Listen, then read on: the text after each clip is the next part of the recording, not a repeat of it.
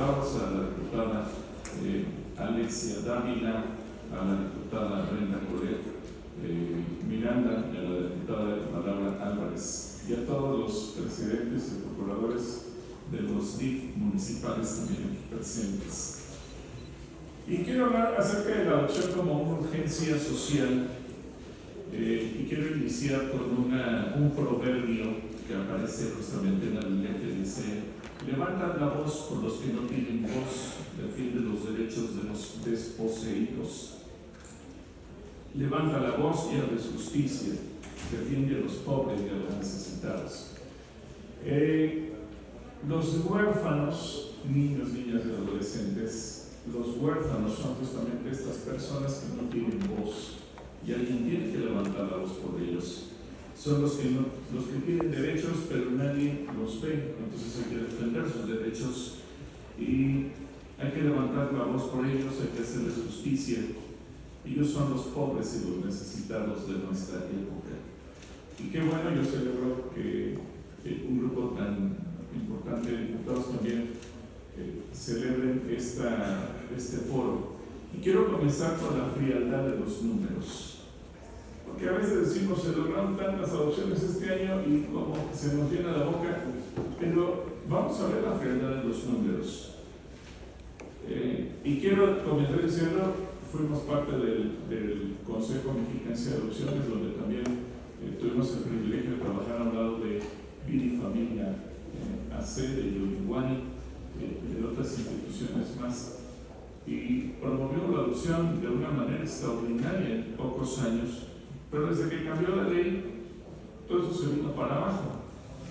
Las estadísticas sobre adopción en México en los últimos 5 años, 2020 al 2024, son limitadas debido a la falta de registro nacional unificado y actualizado de manera constante, así como a la opacidad de los datos oficiales. Pero en base a los datos hasta el 21 de febrero del 2025, tenemos que a nivel nacional, en el 2020 se llevaron a cabo 23 adopciones, 2021 6 adopciones, 2022 72 adopciones. 23 y 24 no hay datos oficiales, pero se puede presumir un número aproximado. Es decir, a grandes rasgos, entre estos 5 años se han dado aproximadamente 523 niños en adopción en todo el país, 16 por estado, sacamos una media, poco más de 1 por mes. Esto es nada, absolutamente nada. Bien, según el INEGI, hay más de 30,000 niños, niñas y adolescentes en centros de asistencia social, aproximadamente, esperando ser adoptados.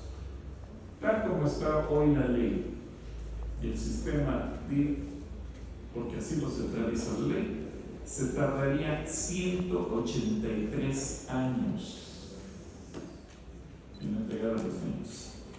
183 años. Es decir, parece una burla. ¿Quién va a defender los derechos de esos niños? Y podríamos hablar de más datos y más números, pero no los quiero aburrir con ello. Más bien yo quiero irme al problema social. Y creo que tenemos desafíos y limitaciones. Y perdón si toco dedos contra la puerta. Pero, primera limitación, la burocracia. Los trámites largos, la maestra Adela ya nos hacía mención de ello. Trámites largos que pueden tomar años. La falta de un marco legal homogéneo en las 32 entidades federativas. Hasta 2015, y créanme, desde que nosotros fundamos Casa Asistencia en el año 97, hemos pasado por diferentes momentos de ley. Y como que a veces se hacen leyes sin pensar en la parte práctica. Por ejemplo, nos tocó un momento en el que solamente los sistemas o los institutos de salud pública podían llevar a cabo exámenes médicos y psicológicos y socioeconómicos. Los primeros que protestaron fueron el IMSS, el ISSSTE, el ICENIM. Dijeron, ni hacemos eso, ni tenemos la gente, ni tenemos la infraestructura. Bueno, se cambió la ley y nos ha tocado pelearnos y nos ha tocado trabajar de la mano Pero cuando se creó la ley con el Consejo Mexiquense de Adopciones, podíamos trabajar de la mano. La Procuraduría Estatal, el Tribunal Superior de Justicia Estatal, DIF, instituciones de asistencia privada, y entonces fuimos sacando a los niños adelante. De repente viene un nuevo cambio de ley y todo lo centraliza en el DIF, y bueno, se cae el número de adopciones en un 80%. ¿Por qué? Porque se limitan las adopciones, ni siquiera los DIF municipales. Cuando existía ese consejo, en una sala como esta, el Salón de las Presidentas en el DIF de Toluca, nos juntábamos todos los procuradores municipales, las instituciones privadas, y comentábamos el asunto de quienes pretendían adoptar, de los niños que teníamos, para que, como dijo la maestra Adela, no pasaran muchos años y pudiéramos agilizar las adopciones, y se lograba perfectamente. Pero después de eso se ha puesto una ley tan complicada y obviamente los resultados están a la vista. La ley centraliza todo en un proceso, en una sola institución, que a su vez tiene tantos cambios, y hay todo tipo de empleados y todo tipo de servidores públicos, y debo reconocer, en primer lugar, hay muchos empleados y muchos servidores públicos que están por amor a los niños y que lo hacen con todo su corazón, pero desgraciadamente, y también hay que decirlo, hay los burócratas que simplemente están ahí por cumplir un horario, una antigüedad, recibir un salario, y también los que a lo mejor les tocó ahí un cargo político y no me tocó otra cosa mejor, pues aquí mientras me llega la oportunidad de brincar a otro lado. Y con esa combinación a veces es complicado avanzar. Así que yo llamo a los diputados a que se promueva un cambio en la ley, y si algo no funciona hay que tirarlo a la basura y empezar de nuevo. Ahora, la situación jurídica, que no solamente es el proceso mismo de la adopción, muchos niños, niñas y adolescentes no están liberados para adopción, pues porque sus padres biológicos no han perdido la patria potestad, y entonces entramos en un dilema. Si pierden el derecho humano de tener a sus hijos, o que vayan a estar los próximos 40 años en la cárcel, y el niño que tiene un año, pues va a salir a los 18 años de la institución, y va a tener a su padre, a su madre en la cárcel, y como decía la maestra, pues ese niño es el que está viviendo la cárcel en una institución, y los padres ni ven a los hijos, ni los hijos ven a los padres, pero jugamos con una idea de unos derechos en donde el único perjudicado es el menor. La falta de datos actualizados. El propio DIF nacional no tiene estadísticas detalladas, y aunque se dedican a entregar niños a instituciones privadas, muchas veces ni siquiera se sabe a ciencia cierta cuántos niños hay en cada lugar. No sé si el DIF del Estado de México tenga esa estadística, pero hasta hace unos años no la tenía. Ni siquiera sabemos cuántos niños tenemos. Muchos niños que están en albergues ni siquiera, fíjense bien, ni siquiera tienen acta de nacimiento. Eso es patético. ¿Cómo vamos a trabajar con un ciudadano que es invisible? Porque no existe. Jurídicamente no existe. Y lo bonito de trabajar en el Consejo Mexiquense es que trabajábamos de la mano. Recuerdo una anécdota de un niño que pues nunca apareció la madre biológica, nunca se supo quién era, y obviamente por instrucciones de la Fiscalía de la Ciudad de México, nosotros íbamos a registrar civilmente al niño, y la funcionaria o la empleada de casa asistencia que fue a hacer eso fue mi esposa, y llevó al niño al registro civil y demás. Y cuando viene el proceso, el juez dice: ¿por qué no le han demandado la pérdida de patria potestad? Y yo le pregunté: ¿y a quién? O sea, la persona que aquí aparece. Y dice: pero la persona que aquí aparece simplemente cumplió con el requisito de ir. Cuando se trabaja de la mano, todo el mundo sabe lo que tiene que hacer, pero en la forma en que estamos haciendo actualmente no podemos hacer prácticamente nada. Hay un registro incompleto. No todos los menores en las casas hogar, que representan un 80%, pues están registrados o están conocidos como adoptables. Muchas veces el DIF los entrega y el DIF se olvida de ellos. Obviamente el 70% de los niños en las casas hogar tienen entre 7 y 18 años y el 58% de los adoptantes prefieren niños menores a los 9 años. Pero obviamente pues tenemos que pugnar porque todos o la mayoría se puedan ir en adopción. Ahora, viéndolo como una urgencia social, yo quiero llevarlos a una reflexión. ¿Qué ocurre con los niños que no son adoptados? En México, los niños que no son adoptados enfrentan un panorama negro, complejo, desalentador, debido a las limitaciones del sistema infantil, la falta de políticas integrales y las condiciones sociales del país.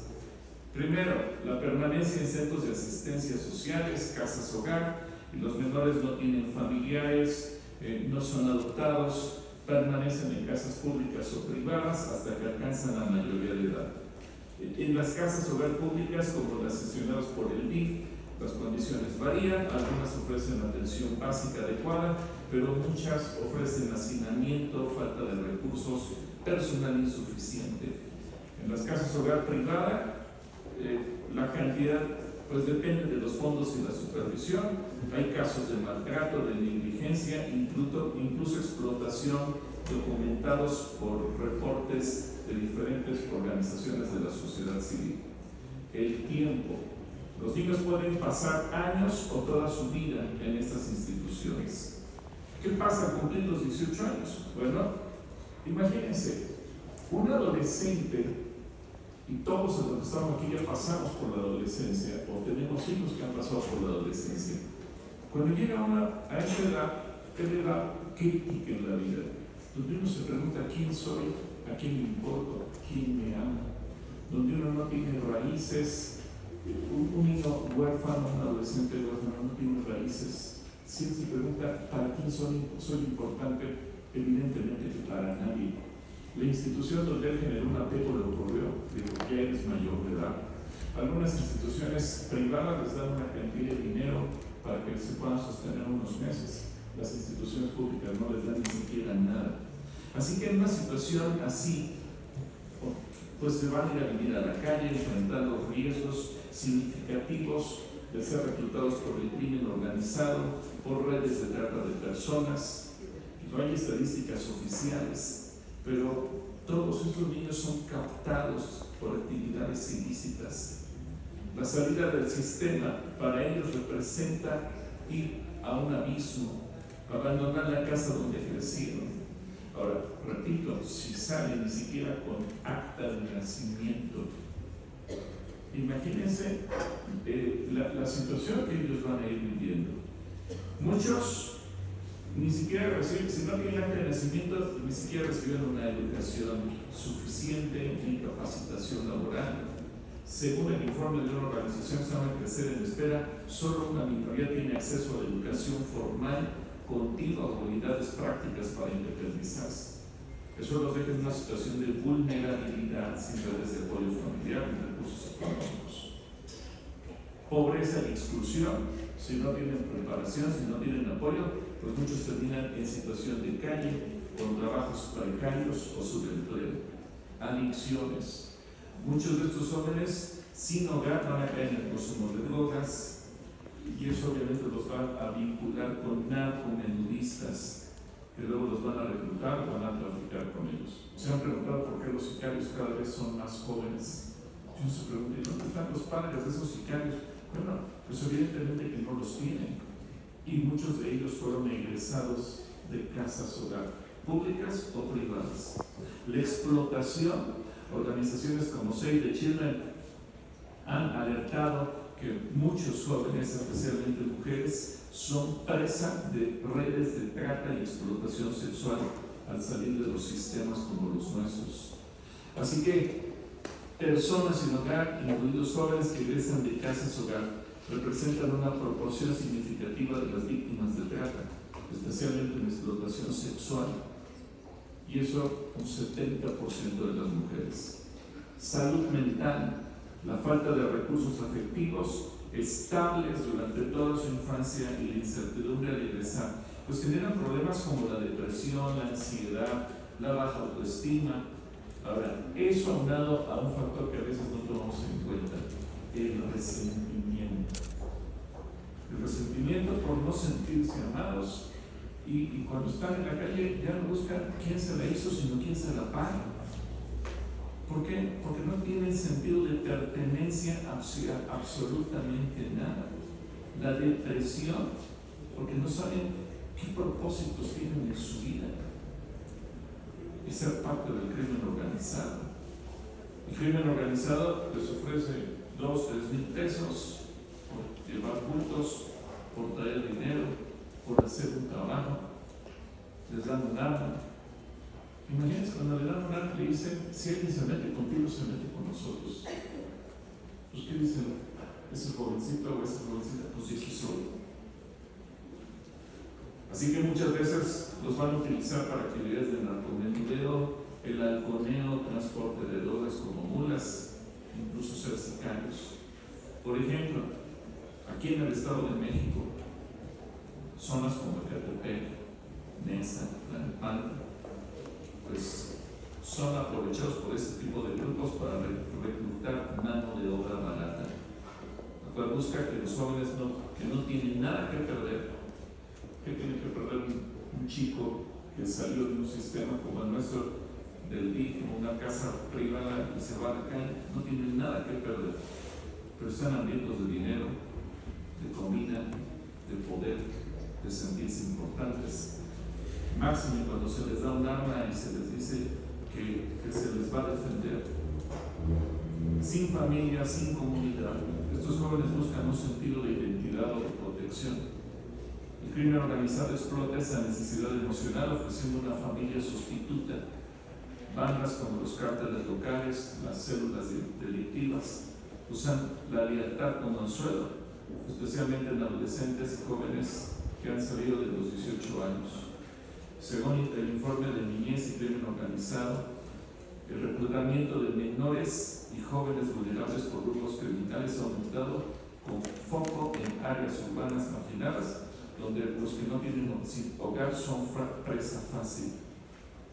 Aunque no hay cifras exactas, un estudio del 2021 señaló que al menos el 30% de los jóvenes involucrados en actividades delictivas provienen de contextos de abandono. Y obviamente muchos van a entrar a lo mejor no a bandas de crimen organizado, pero sí a la delincuencia común, porque no tienen oportunidades laborales. Muchos sobreviven participando en diferentes tipos de delincuencia o pretenderán irse a los Estados Unidos como migrantes. Según los reportes de la Red por los Derechos de la Infancia en México, han documentado que jóvenes sin hogar son atraídos con promesas de dinero, comida y pertenencia. Obviamente, ¿qué alternativas tenemos? Primero, pues la reintegración familiar, que no siempre es la mejor opción, porque si nos damos cuenta de la familia, detrás de cada niño, todos los sabemos que trabajamos aquí en un DIF o en una institución, detrás de cada niño hay una familia destruida. Regresar a ese niño a esa familia no es la mejor opción. Las familias de acogida, estoy de acuerdo con la procuradora, no es la mejor opción, porque se generan vínculos que después se rompen y generan muchos problemas emocionales o programas de apoyo. Miren, en el 2021 el Sistema Nacional DIF reportó 2.133 menores en centro de asistencia como adoptables, 2.133, pero solo 6 se concretaron. Los niños que no son adoptados en México pasan su infancia en instituciones con recursos limitados y van a llegar en condiciones terribles. Les he hablado de los problemas que les esperan. En conclusión, los jóvenes sin hogar enfrentan un riesgo elevado de ser reclutados por el crimen organizado o captados por redes de trata debido a su vulnerabilidad económica, social y emocional. El crimen organizado los ve como recursos desechables para tareas de bajo nivel, mientras que la trata explota su desesperación, muchas veces afectiva, para fines sexuales y laborales. Sin políticas públicas, sin una ley clara, efectiva, de poder manejar la adopción como una solución, estos jóvenes quedan atrapados en un ciclo de exclusión para el resto de sus vidas. Señores diputados, por favor, les pido, cambien la ley, pensando no en la política, no en el DIF, no en las casas hogar, pensando en los niños. Isaías 1:17 dice: aprendan a hacer el bien, busquen la justicia y ayuden a los oprimidos, defiendan la causa de los huérfanos. Hagamos de los niños huérfanos de hoy futuros ciudadanos de bien para nuestra sociedad. No hagamos de los niños de hoy los futuros adictos, los futuros delincuentes, los futuros sicarios o los futuros esclavos sexuales. Es triste que el presupuesto que se asigna está simplemente financiando monstruos futuros de la sociedad. Y la solución está aquí. Muchas gracias.